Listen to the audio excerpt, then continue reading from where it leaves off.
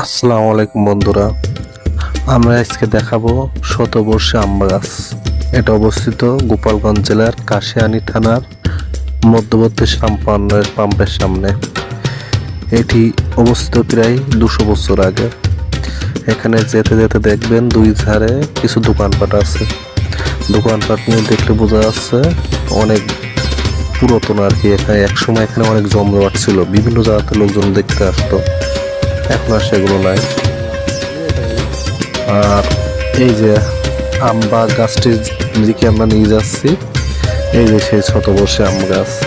এর ডালপালা চারিদিকে ছড়িয়ে ছিটিয়ে আছে। প্রায় 20 একর জমিতে গাছটি পড়ে আছে। এই যে সাইনবোর্ডে লেখা আছে প্রায় 200 বছর আগে অবস্থিত। এই দেখুন ডালটা কি সুন্দর হয়ে চারিদিকে বিস্তৃতভাবে শুয়ে আছে, চারিদিকে ছড়িয়ে আছে ডালপালা। এই যে ডালের উপর দিয়ে আমরা যাচ্ছি একটা গাছে, দেখুন ডালে শোয়া যায়, বসা যায়, খাওয়া যায়, এমনকি হাঁটাচলা করা যায়। আর ওখান থেকে সুন্দর একটা ভিউ আছে, যেহেতু আমার ক্যামেরা অত ভালো না বলে আপনাদেরকে ভালোভাবে দেখাতে পারলাম না। তবু আপনারা যাতে ইচ্ছুক গোপালগঞ্জ কিংবা এর আশেপাশে যারা আছে, আপনারা একবারও দেখে আসবেন জায়গাটা।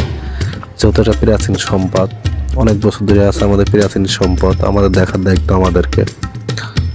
আশা করি ওখানে গেলে আপনাদেরকে ভালো লাগবে। আর এখানে গিয়ে যেটা বুঝবেন সেটা হলো যে এখানে একসময় অনেক পিকনিক স্পট ছিল, অনেক লোকজন আসা যাওয়া করতো। দোকানপাট দেখলে তো বুঝতে পারছে। এখানে বেঞ্চ আছে বসার জন্য, আর গাছের উপর থেকে সুন্দর একটা ভিউ হয়েছে আর কি। বিকেলের রোদ্দুরে অনেক সুন্দর লাগছে বিষয়টা।